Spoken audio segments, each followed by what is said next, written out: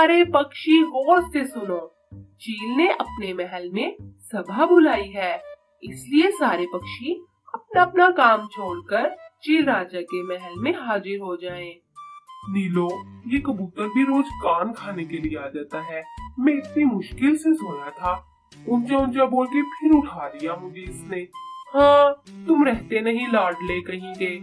बेचारा सारी रात कमाई जो करता है, इसलिए सोया हुआ था और नींद डिस्टर्ब हो गई तुम्हारी। चील राजा ने सारे पक्षियों को महल में बुलाया है, इसलिए तुम भी चलो मेरे साथ। एक तो मैं इस चील राजा से बहुत तंग आ गया हूँ, न खुद सुकून से बैठता है न हमें बैठने देता है। कालू, कम से कम सुन तो आओ, चील राजा क्या कहते हैं। क्या पता उन्होंने कोई काम की बात करनी हो। थोड़े समय तक सारे पक्षी महल में इकट्ठे हो जाते हैं और सारे पक्षी चील राजा की बात सुनने के लिए बहुत एक्साइटेड होते हैं। तो पक्षियों, बात ये है कि मैंने सोचा कि सारे पक्षी अपने अपने कामों में मसरूफ रहते हैं, तो क्यों ना कहीं सैर करने के लिए चलते हैं। और अब सारे पक्षी अपने अपने राय से मुझे बताएंगे कि हम सैर करने के लिए कहाँ जाएंगे। ये सुनकर सारे पक्षी बहुत खुश होते हैं और अपनी अपनी राय देते हैं। चिड़िया कहती है कि जंगल में एक नया रेस्टोरेंट खुला है। कबूतर कहता है कि पार्क की सैर की जाए। आखिर में नीलो कहती है कि जजीरे की सैर की जाए। नीलो, कभी जजीरे की शक्ल भी देखी है? समंदर तो कभी देखा नहीं है तुमने। जजीरे की बात तो तुमने बहुत पहले कर दी है। कालू, नहीं देखा तो इसलिए ही कहा है।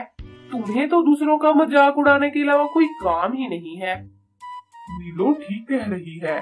कालू, कभी तो सीरियस हो जाया करो। नीलो, जजीरे वाली बात तो एकदम मस्त की है। होटल और पार्क वगैरह की तो फिर भी सैर होती रहती है, लेकिन जजीरे की सैर तो कभी भी किसी ने नहीं की। सारे पक्षी जजीरे की सैर के लिए हामी भरते हैं। पक्षी अपने अपने घर जाकर सैर की तैयारियां करने लगते हैं। मम्मा, मैं तो बहुत एक्साइटेड हूँ। समंदर में हम इतना ज्यादा पानी देखेंगे, कितना मजा आएगा ना। और जजीरे की भी खूब सैर करेंगे। हाँ बेटा, मैं तो खुद बहुत एक्साइटेड हूँ। नीलो, तुझे क्या जरूरत थी जजीरे का कहने के लिए? समंदर में तो सिवाय पानी के कुछ नहीं होता, और जजीरे में जाकर पता नहीं क्या देखने को मिलेगा। कालू, अगर तुम्हें चलना है तो चलो, वरना तुमसे कोई जबरदस्ती नहीं कर रहा। मैं भी तुम्हारे साथ ही चलूंगा। सारे पक्षी तो जा रहे हैं, मैं इधर अकेला बैठकर मक्खियां मारूंगा क्या? कालू, तो फिर तुम्हें ऐसी बातें करने का कोई हक नहीं। भाई, मैं तो बहुत एक्साइटेड हूँ, और प्लीज ऐसी बातें करके मेरी एक्साइटमेंट ना खराब करो। सारे पक्षी अपने अपने भोजन और पानी वाली बोतल्स लेकर सफर के लिए रवाना हो जाते हैं। तो क्या सारे पक्षी इस खूबसूरत सफर को तय करने के लिए तैयार हैं? सारे पक्षी बहुत गर्मजोशी से हाँ कहते हैं। कबूतर पक्षी बहरी जहाज चला रहे होते हैं और सारे पक्षी अपनी अपनी सीटों पर बैठे होते हैं। कबूतर, तुम्हें जहाज चलाना आता भी है कि नहीं? ये ना हो हम जजीरे पर जाने की बजाय पानी में डूब जाएं। ये सुनकर सारे पक्षी हंसने लग जाते हैं। इसी तरह सारे पक्षी एक दूसरे से हंसी मजाक कर रहे होते हैं। वाह मम्मा, कितना ज्यादा पानी है ना। हम जहाँ भी देख रहे हैं, हमें पानी ही नजर आ रहा है। चुप कर चिंटू, अभी इसी पानी में से मछली निकल आई ना, तो वो तुम्हें कच्चा चबा जाएगी और फिर डकार भी नहीं लेगी। बस डरा दिया ना मेरे बच्चे को। तुम कभी अपनी जुबान को काबू में नहीं रख सकते। पता नहीं तुम्हें कब अकल आएगी। चिड़िया दीदी, आप इसे कुछ ना कहा करें, इसे कौन सा असर होने वाला है। नीलो, कम तो तुम भी नहीं हो वैसे। पता नहीं अब कैसे सब्र करके बैठी हो। वाह दीदी, एक मैं आपकी साइड ले रही हूँ, आप उल्टा मुझे बातें सुना रही है। बस करवा लेना अपनी इज्जत। तुम्हें भी बड़ा शौक है दूसरों की हिमायत करने का। चलो कबूतर के पास, उसे तंग करने के लिए चलते हैं। कबूतर भैया, तुम ये पानी पर कैसे बहरी जहाज चला रहे हो? भाई, ये तो बहुत खतरे वाला काम है। बस थोड़ा सा आगे पीछे हुआ नहीं तो सारा जहाज पानी में। ओ कबूतर, तुम सठिया गए हो क्या? तुम बहरी जहाज को गलत रास्ते पे ले जा रहे हो। जजीरे की तरफ ये रास्ता तो नहीं जाता। कबूतर ने बहरी जहाज को रोक दिया। कालू, तुम मुझे सच सच बताओ, तुम्हें रास्ते का पता भी है कि नहीं? कबूतर, तुम लोग सच में मेरी बातों में आ गए। मैं तो बस तुम पक्षियों को तंग कर रहा था। वाह कालू, आज फिर तूने इन पक्षियों को पागल बना डाला। तेरा कुछ ना बचे कालू, मेरे पास तो खाने के लिए भोजन भी नहीं है।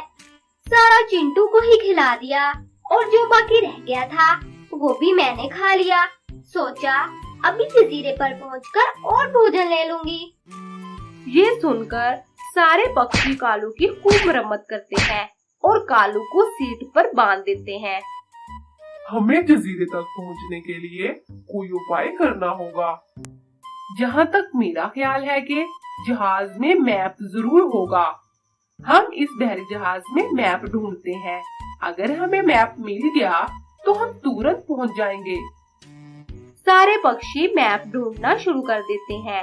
आखिरकार मैप मिल जाता है और थोड़े समय तक बहरी जहाज जजीरे तक पहुंच जाता है। भगवान के लिए मुझे अब तो खोल दो। अब तो जजीरा भी आ गया है। मैं अब ऐसी कोई हरकत नहीं करूँगा। जी राजा जी, इसकी तरफ से मैं क्षमा मांगती हूँ। ये आइंदा ऐसी हरकत नहीं करेगा। चील राजा कालू को खोल देते हैं। सारे पक्षियों की जजीरे को देखकर खुशी की इंतहा नहीं रहती। तो पक्षियों, जैसा कि हम जजीरे पर पहुंच चुके हैं, हमें एक ग्रुप की शक्ल में रहना होगा। कोई पक्षी भी बगैर बताए आगे पीछे नहीं होगा, वरना इससे थोड़ा आगे बहुत खतरनाक जगह है। अगर कोई पक्षी वहाँ गया तो वो अपनी मौत का जिम्मेदार खुद होगा। ये तो हमारे जंगल से भी बहुत ज्यादा सुंदर है। मैंने ऐसी खूबसूरत जगह पहले कभी नहीं देखी। नीलो, इस जजीरे का भोजन कितना मजे का है। मेरा तो दिल कर रहा है हम यहाँ ही रह लेते हैं। चलो आओ, हम थोड़ा आगे घूम फिर कर आते हैं, फिर वापस भी तो जाना है। हाँ कालू, मुझे भी ये जगह देखने में बहुत भली लग रही है।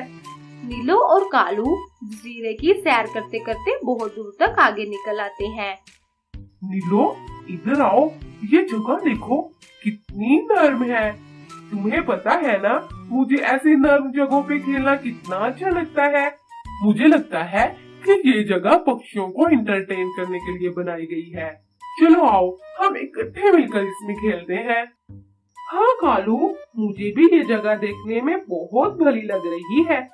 नीलो और कालू इस बात से तो नावाकिफ होते हैं, इंटरटेनमेंट के लिए नहीं बल्कि ये तो दलदल होती है जिसमें कोई भी एक दफा चला जाए तो अंदर ही धंस जाता है।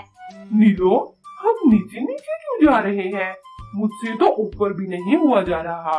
पता नहीं ये कैसी जगह है। क्या पूछते हो, मेरा भी यही हाल है। कालू, लगता है हम किसी गलत जगह पर आ गए। कबूतर ने सही कहा था, हमें उससे पूछकर ही आना चाहिए था।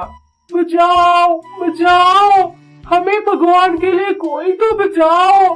नीलो और कालू दलदल में पूरा अंदर धंस जाते हैं और दूसरी तरफ सारे पक्षी इनका इंतजार कर कर के वापिस सफर के लिए रवाना हो जाते हैं। तो दोस्तों, आज की इस कहानी से ये शिक्षा मिलती है, जिस तरह कालू और नीलो ने कबूतर की बात ना मानकर अपनी जान गंवा दी, इसी तरह अगर हमने भी अपने बड़ों की बात ना मानी तो हमारे साथ भी ऐसा ही होगा। तो हमें अपने बड़ों की बात माननी चाहिए।